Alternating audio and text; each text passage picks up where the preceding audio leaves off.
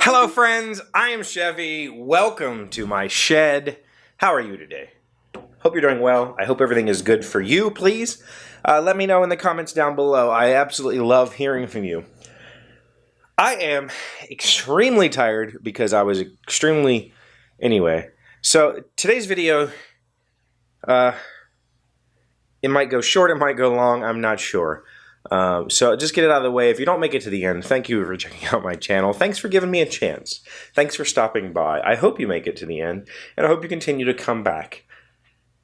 That's it. So, lots of personal things have happened in the last week, last 24 hours specifically, that I've kind of hinted at, or yesterday I told you a little bit about my dad, so I just kind of want to throw this out there. Today, two major things happened. We'll start with Dad. Dad's okay. Yesterday, Dad had open heart surgery, which, if you're not sure what that is, they essentially split your sternum, so where your ribs connect, break all of your ribs, fold your chest open, pull out the heart. They don't pull it out. They just kind of get it ready, cut it open, do what they have to do, put it back together. There you go. That's what he had done yesterday. He had two valves replaced. One is a pig valve, one is a mechanical valve, and one valve repaired, which the repaired valve is one of his aortic valves. There's apparently a bunch of them, is bicuspid, which means it only has two leaves. So when it opens, it's like it looks like a vagina. The only way I can describe it. It's supposed to have three leaves, so when it opens bigger, like, you know, a triangle shape, but instead it's like this little slit. And so that's a genetic disorder we've discovered, and it's only like 1.3% of the people are born with it abnormally. It's normally inherited. So there's a very good chance I have it. Doing some research on it, it normally doesn't cause a lot of problems, but it does cause fatigue in cardiac exercise. And I've always felt like my body was stupid because, like, even in the Marine Corps, I struggled to keep up. And I mean, after 4 years of running every single day, I still struggled, and it felt completely unfair that in this stuff I couldn't become stronger in cardio exercise. Well, that might be my problem. It's possible. I have to get tested for it. And if I do find out that I have the bicuspid valve, then it can be fixed. It's not a big deal. And maybe I could be, you know, more cardiovascularly healthy. So that happened. His surgery was yesterday. He is now in what's called the CCU. It's essentially an intensive care unit, but for heart patients specifically. As of this morning, my mom went and checked on him. He's off all the machines. He has no breathing apparatus. His heart is working fine on its own. No excessive bleeding. There's going to be bleeding internally. He has drain tubes sticking out of his chest. It's completely freaky. But there's, you know, if there's no huge blood loss. If that was the case, then they would have to go back in and repair it. None of that so far. It can still happen. I guess he has to spend a while in the CCU unit, and then he'll get moved to a step-down unit for like a week, and then he'll get moved to this inpatient care, like a short-term care facility, where he'll go through, you know, just learning how to function again after your chest has been destroyed, right? So he has to hug a bear right now, because if you cough or laugh, the lungs will put a whole lot of stress on this whole thing. So you have to really compress yourself if you try to cough or laugh. All that sort of stuff. So the good news is we think he's going to come out of this just fine, and in fact, he's going to come out of this stronger than he was going in, and that's really important because he'll have more blood flow, and it explains a whole lot of his tiredness recently. So that's good. The other thing that happened. Oh, and by the way, thank you, everybody, very, very much for the well wishes for my father. It's wonderful. And I will have him on the show. It's going to be a while. I'm not going to make him sit here in pain. So once he's up and about again, we'll get him on the show. The other big thing that happened was today. Okay.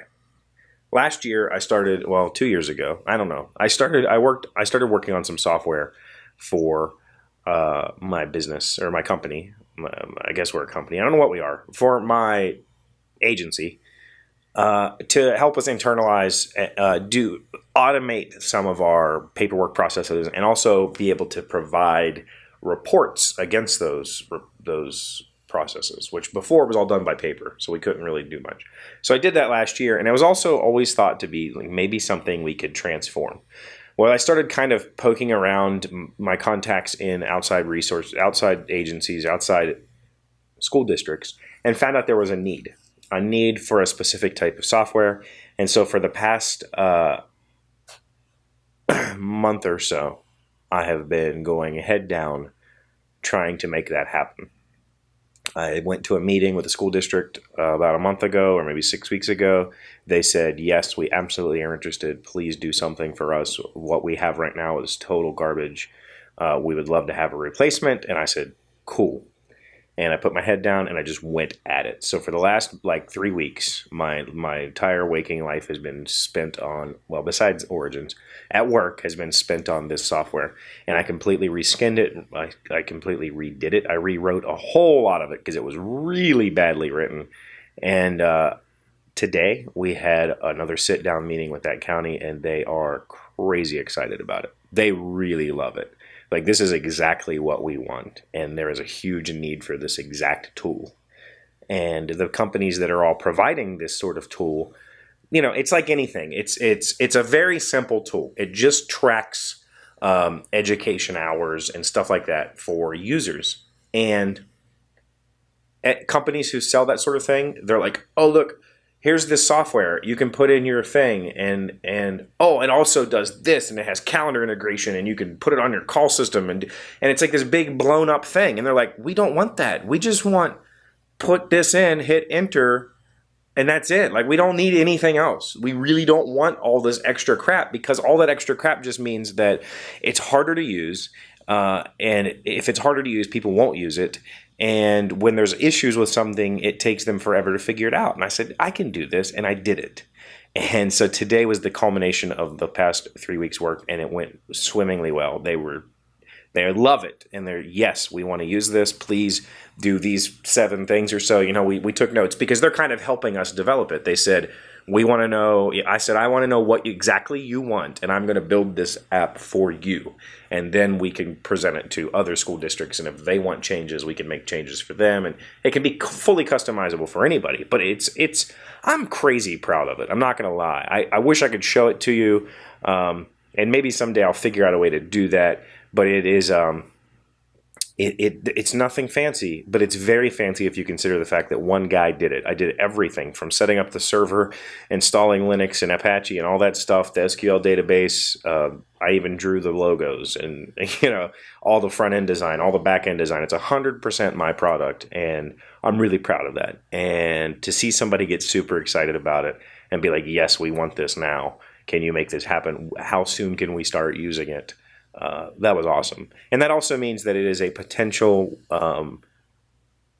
it can potentially provide income for my agency going forward now that we have to figure out a way to make payroll. So, and it could provide significant income.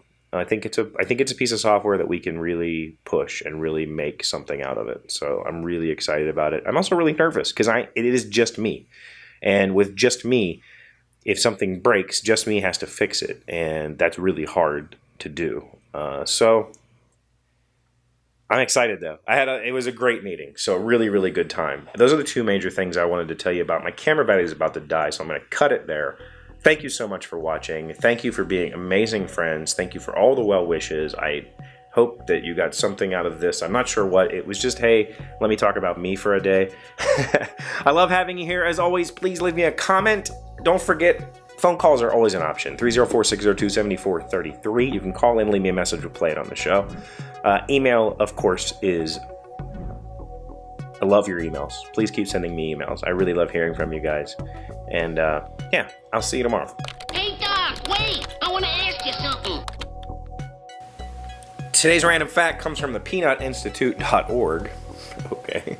The peanuts grow underground. True or false? Peanuts actually grow underground as opposed to nuts like walnuts, almonds, etc. that grow on trees and are sometimes referred to as tree nuts. Peanuts, along with beans and peas, belong to a single plant family. I don't know how to say it, but it's legumes. Legumes are edible seeds enclosed in pods. So it's basically a green bean that grows underground. Is that right?